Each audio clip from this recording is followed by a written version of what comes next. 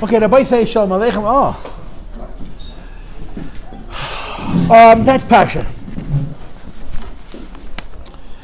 And let's say this. Parshas Bamidbar is 159 psukim. I think it's the third most.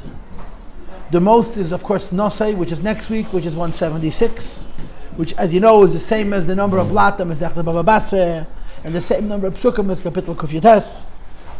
The one after that, I think, is Pinchas. I think Pinchas is 168. And if I'm not mistaken, the third longest Kapitel in Parshas in the Chumash is Bamidbar. It's 159 psukim. But it's a lot easier than most Parshas because there's very little RaShI.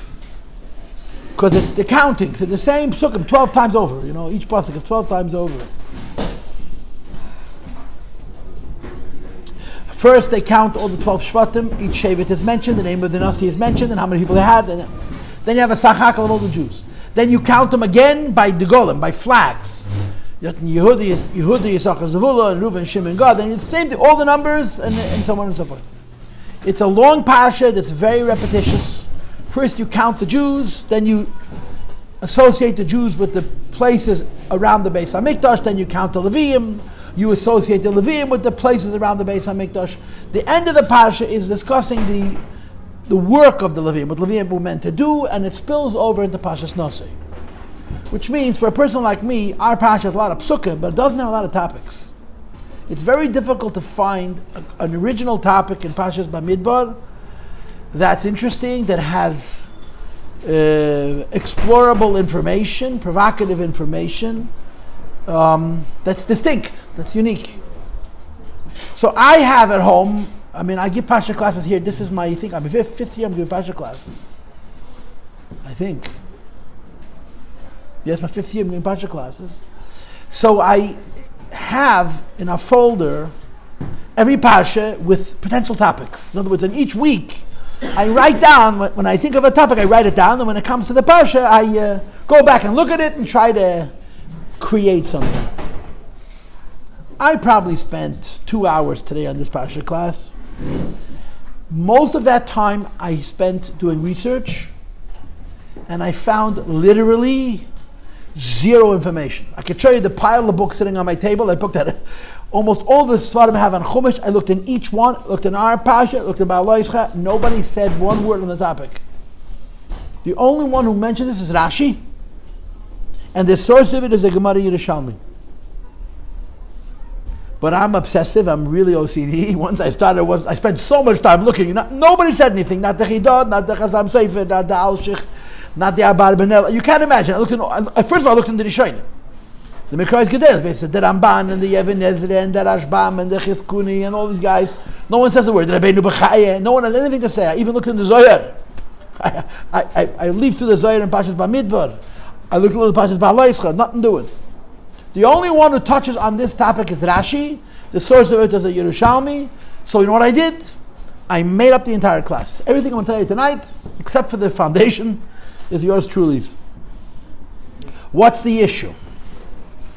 The Jews were arranged in a camp, a machane. And of course, RaShI says the camp was arranged similar to how the Jewish people carried Yankov. Yankov Avinu passed away. He's told his children that they should carry him on all four sides. They shouldn't let Goyim carry him. He said, Yehud, Yisachar, and Zvulun should stand in front. Reuven, Shimon, and Gad should be to the right. And Dan, Naphtali, and Asher should be to the left. And Menashe, Ephraim, and be behind me. So they set up four machanos, four camps, where Yehud, Yisachar, Zvulun, and Mizrach. Reuven, Shimon, and Gad are in Darim. In other words, the Jewish camps reflected how Yankov Avinu told the Jewish people to carry his remains. Now, if you look in Zohar in our Parsha, there's a huge Zohar that explains that everything you read in this Parsha is a reflection of what's called the Dalet Machanos Shechina. It's all Kabbalistic. And he brings up in Kabbalah the number of Jews, 187,000 Yidden, 105,000 Yidden, and all reflects that Michal, Gavriel, Refal, Nuriel, I think. Four Malachim that represent the four machanos that surround the Shechina. Everything you read in our Parsha is a reflection of something very esoteric and mystical. It's happening in the higher worlds. It's one of the things that I contemplated to do. So and I talked about this in the last couple of years in my Parsha classes. If you're interested, you can go to InsideChassidus.org and you can find those topics. But there's a little thing that RaShI says. He says it twice in our Parsha, and then again in Parshas Bamidbar, that really, really, really irritated me. It's like the spot in the oyster. So I started to look. No one says it. No one even says it. And certainly no one explains it, from what I saw. Now, it's very conceivable that Rebbe spoke about it. I looked through the Likutei Sichos Mafteach. I did not find any references from the Rebbe. Maybe I didn't look hard enough. A lot of times I'll give a class and I'll come home and I'll repeat my class and it says in the Likutei Sichos, and I'll feel like I have egg on my face. It happened last week. The class I gave you last week was built on the chinuch. I come home, I repeated the class. I was so excited. Yeah, it's Likutei Sichos Chelik Chobeis. My 14-year-old son cut me down to size. The Rebbe copied the entire chinuch that I quoted last week, word for word in the Sikha. So much for my creativity. So it's possible that many of you. I probably spent more time looking at books that don't talk about it than developing the class. What is it? The Jews rested in a camp in a square. Basically, it wasn't exactly a square because the edges may have been empty. There was a camp on the right side which was 4 mil, which I would say is 4 kilometers. There was a camp on the left side which is 4 mil. The central camp where the Mishkan was also 4 mil. And there was a camp to the front which was 4 mil, and there was a camp to the back which was 4 mil, and there was space 4 mil for the Beis HaMikdash. The whole thing was 144 square mil, or 12 square parsois. A parsa is 4 mil, so it's Gimel Parsa. That's how they were camped. 144 square kilometers is not a lot of area, because if you square root it, it's 12 kilometers this way, it's about 9 miles in each direction. That was the whole camp. And you had 7 million people living there. But the RaShI brings a very strange idea. That when the Jewish people traveled, you have several psukim. And the source of this is a Gemara Yerushalmi in Eidiv and Pedekei Halacha Aleph. Okay, that's the only source I got of the Yerushalmi. Did they travel in a straight line, or they traveled the way they rested? Remember, they're in the middle of a midbar, the desert. They're not traveling on roads, they're creating roads. When the Jewish people traveled, did they travel one behind the other? Or did they literally travel just the way they rested? In the words of RaShI, kikuba or kikoira. Did they travel like a box? Or did they travel like a column, like a beam, like a pole? And RaShI brings 2 opinions. And for each opinion he brings a source. For the opinion that they traveled in the shape of a box, he brings the pasuk kasher yachanu kein yiso. The same way they rested, that's how they traveled. They rested in a box, they traveled in a box. Which means basically that when it was time to travel, the Jewish people packed up their bags and just walked wherever they were standing. If you were a Levi and you were busy with the Mishkan, when the cloud went up, you went in, you dismantled the Beis HaMikdash and you walked. But you walked in the same formation that you rested. In other words, just like the Jewish people were surrounding the Mishkan on all 4 sides, they traveled in the same formation 3 parsa across, which is like the width of the traveling party would have been, let's say 9 miles, or 12 kilometers. I think a mil is a kilometer. Across, and they just walked the way they rested, which is kind of funny. But there's in the pasuk, Asher Yachanu, can you saw the way they rested, that's how they traveled. The other opinion holds, and RaShI brings both of them 3 times, is kikoida. Koida means like a beam in a straight line, which meant Yehudi, Yisachar, and Zvulun traveled first, so they packed up their stuff and they started to go. Reuven, Shimon, and Gad got in behind them and started to go. Then the Mishkan followed.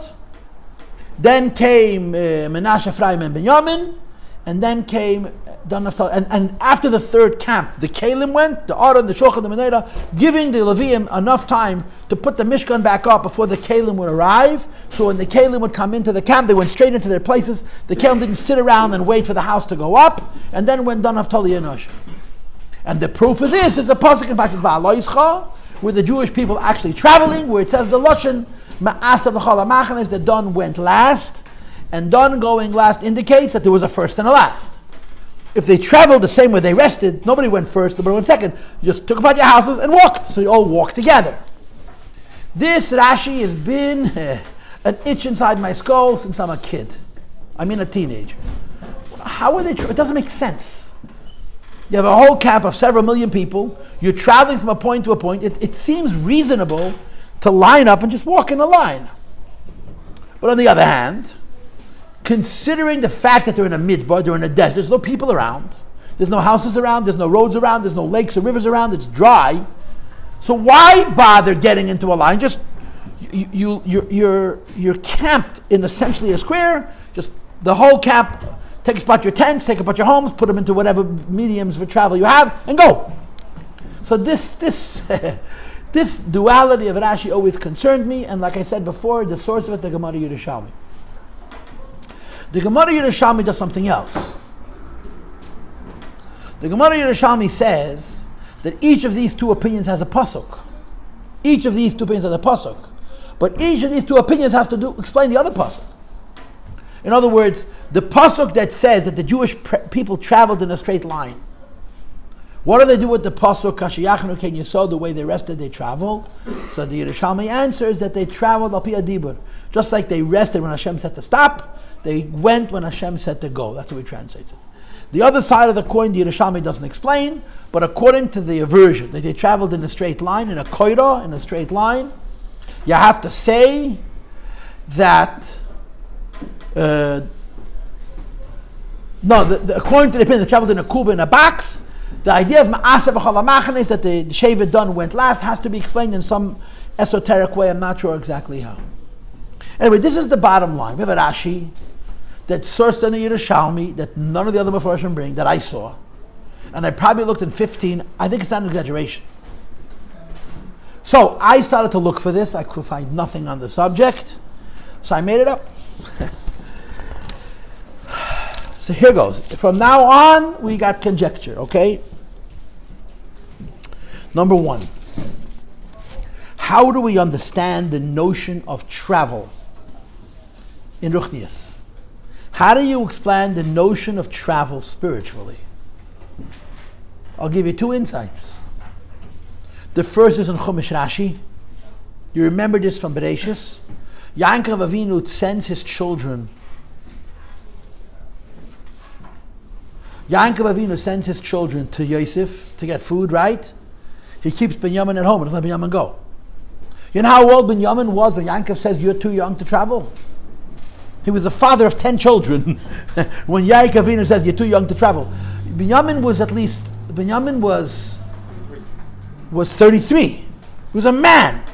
And, we can't let you go, it's a sakana. RaShI says, the people who travel are in danger. It's a fact of life. When you live in a certain place, there's certain stability. When you move from place to another, there's risk.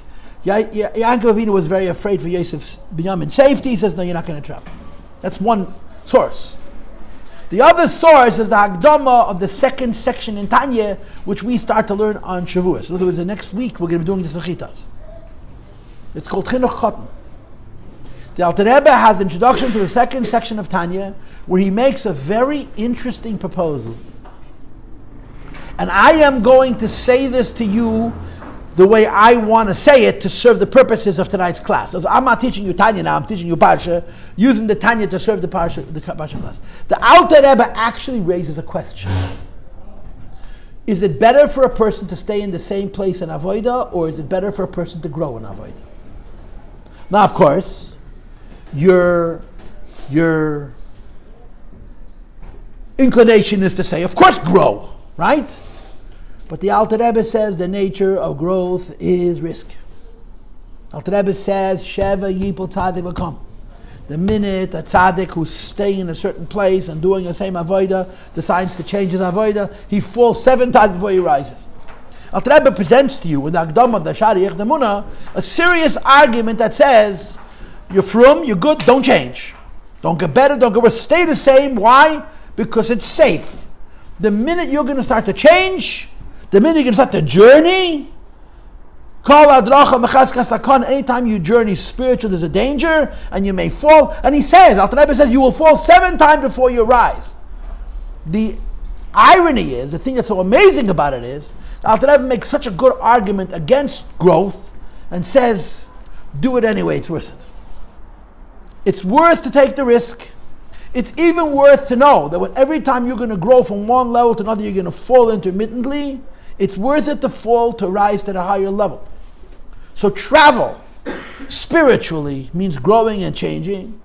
And travel, growing and changing, A, has a huge risk factor, it's dangerous. And B, it's encouraged nevertheless, because it's worthwhile because of the risk. The Alter Rebbe, the Chinuch Cotton, if you understand how Chinuch, it's called Chinuch Cotton. Alter Rebbe says, how does a Jew survive when he goes away from one state of stability and he hasn't yet arrived in the new state of stability? And the Alter Rebbe's answer is, you fall back to the education you got as a child. That's why it's called Chanech Lenar. You got an education as a kid. That'll keep you when you're in the intermittent stages. So here's an interesting story. You're not traveling. And RaShI brings two opinions from Yerushalmi, right? And there's two different opinions. One opinion is Rav Chama Bar Chanina, and the other opinion is Rav Hoshia. These are two Tanoim who debate whether they traveled in a box, traveled in a straight line. What's the argument? When the Jewish people traveled, what was the attitude? We need to protect ourselves, or we need to take a risk and go forward. And that's the machlokes. Spiritually speaking, mystically speaking. The argument that says that the Jewish people traveled in a box was, we're moving, but we're moving just the way we live. We live in a box, in a square, and of course you understand one of the connotations of a box, besides to the fact that the shape is a square, the word kuba means a cube actually, that has walls. One opinion is, as a Yidden are traveling, their number one concern is to protect themselves. And that's the opinion holds, that they traveled in the shape of a box. And the other opinion, no, they traveled like a straight line, like a koida. They were going to conquer the world. And they were moving forward. And in conquering the world, there's the people in the front, the people in the middle, and the people in the back. The people in the front are called the expeditionary force. The people in the back are called ma'asav chalamachanes. They have to sweep up all the mistakes that people make. And when traveling in a straight line from place to one place, there's different roles, and people make mistakes, and people fall, and people rise, but it's worth it. And this is the interpretation, my first interpretation, of what these two opinions in the Yerushalmi are debating of how the Jewish people traveled. If you say they traveled as a box, the entire process of travel was defined, or was structured for self-preservation. I'm moving from a place to a place. I want to remain the same as I am. And the way to remain the same as I am, to travel in a square. Right? In my mind, a kuba is like a shloss mem or a closed samach.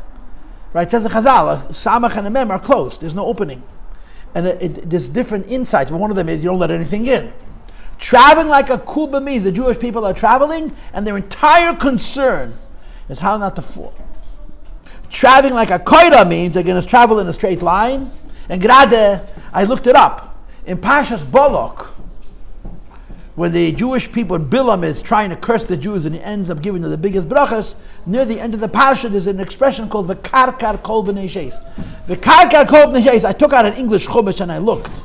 It's translated by at least one English chumash. Impale, b'nei sheis means all goyim. Because Cain and Hevel's kids are gone, right? B'nei sheis, the only one survived the Mabel. Karkar kol b'nei sheis, he translates karkar in English, impale. You know what impale means? To run through with a sword. Like a hole. And RaShI says, Lashon koida, and what does koida mean? To make a hole. So in our Parsha, RaShI defines the journey of the Jewish people, according to one opinion, as being in a straight line, a koida. What does the koida do? It goes through the wall, like a battering ram. So the two opinions about how Yidden travel defined the two philosophies about their travels. Travel means growth. Travels means growth. What should you be more concerned with? Should you be more concerned with Yaakov Avinu's concern? Kol hadracham b'chaskas sakana, roads are dangerous. Put up walls, protect yourself not to come down. Or should you follow the Alter Rebbe's dictum?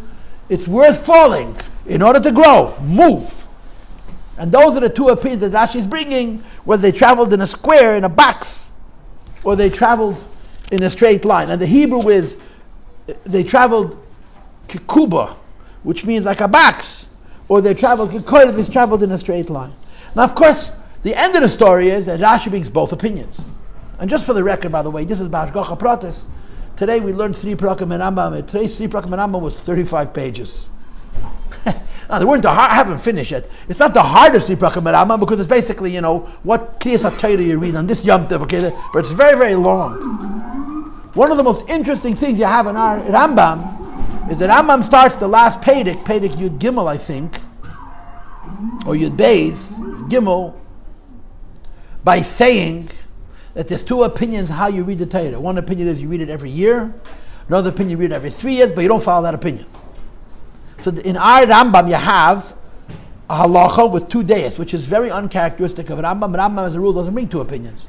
The only time that Rambam brings 2 opinions when he holds both the days are halachic. Well, RaShI brings 2 opinions because both opinions are halachic. When you got to travel, you have to move. Don't stay in one place. When you travel, you have to protect yourself like a box. And when you travel, you got to be aggressive and conquer the world like a koida. In other words, the message of RaShI, by bringing both opinions, traveling like a box, or traveling like a column, like a beam, is to say, grow, take risks, and don't be stupid. Protect yourself. When you're going from place to place, protect yourself. When you're protecting yourself, grow. Don't get stuck in one model or another. Or to say it in other words, the Rebbe used to say this in the Sichos all the time, that the Jewish calendar is a composite of 2 things. The Jewish calendar is a composite of 2 things. Number 1, Tmid and Kisidran, you do the same thing every single day. And number 2, Musaf and Kiel Chasan, when you grow, you have to change. You have to add, and halacha means to walk. The message of this is, in the Musaf and Kiel Chasan, there has to be a Tmid and Kisidran, that when you're growing and you're changing, there has to be a steadiness, so you don't fall off the rails. And when you're Tmid and Kisidran, when you're in one constant place, there needs to be Musaf and Kiel Chasan, there needs to be growth. And that's my first interpretation of this RaShI from the Yerushalmi that nobody else brings, that Yidden are traveling like a box, they protect themselves. Yidden are traveling like a column, they're going to go conquer the world. But I got 2 more. And they're both extremes, okay? One is that both the box and the column are a shmira. That both the box and the column are self-preservation. And the other is that both the box and the column are conquering the world. So now, think about this, okay? You have in Hasidus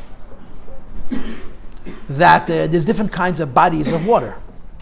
Amongst the different types of bodies of water, you have water that stands still and water that's constantly moving. What is the example of water that stands still?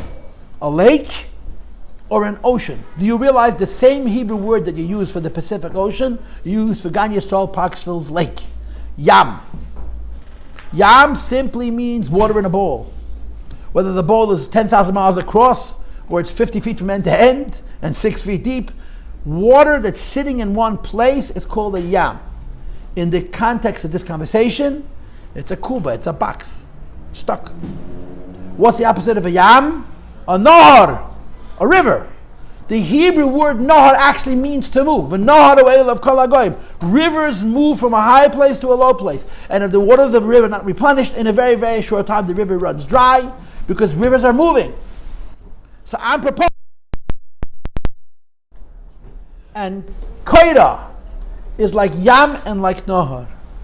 So if you're familiar with the Chassidus on Pesach, we have the splitting of the sea when Yidden left Mitzrayim, the splitting of the river when Mashiach is going to come. Both of them share the same property. Both of them share the same property. An ocean protects, and a river protects. Protect in opposite ways. How does an ocean protect? Whatever I have, I keep to myself so that you don't get it. But you don't get it. That's kuba. If you're not traveling, you want to protect yourself from anything negative happening, keep everything to yourself. The water basin holds the water inside itself, nothing should get out. But there's another means of protection. And you know what the other means of protection is? If you need to protect us from an enemy, you give them things all the time. Give them. But what you're giving is hiding what you really want to protect. And that's the mashal of a nar. Api Kabbalah, this is Bina. A river gives. In Hasidic terms, it's gilui. But the river is protecting the fountain, the mayan, which nobody sees, it's quiet. The river is protecting chokhmah. The bina is protecting chokhmah. So, if you have something that you wish to protect, there are two ways to protect it. Number one, hold it.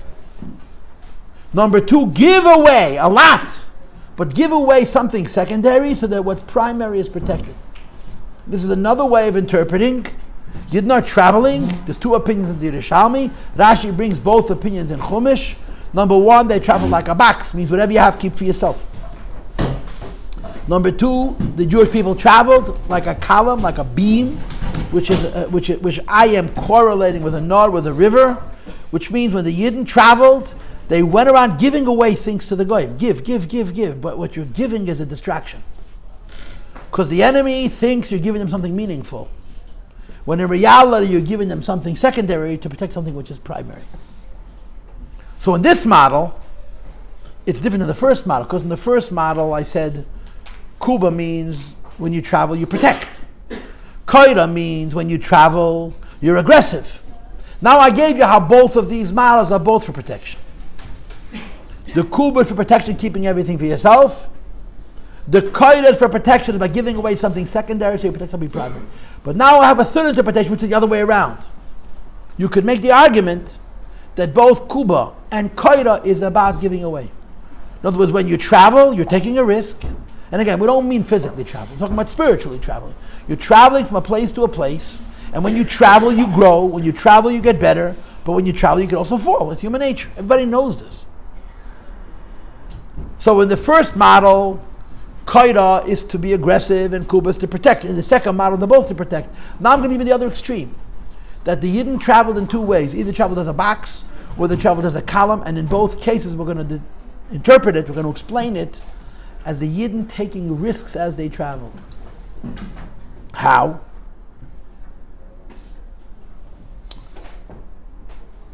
Number one, when the Yidden traveled, they gave away what was secondary to keep what was primary for themselves.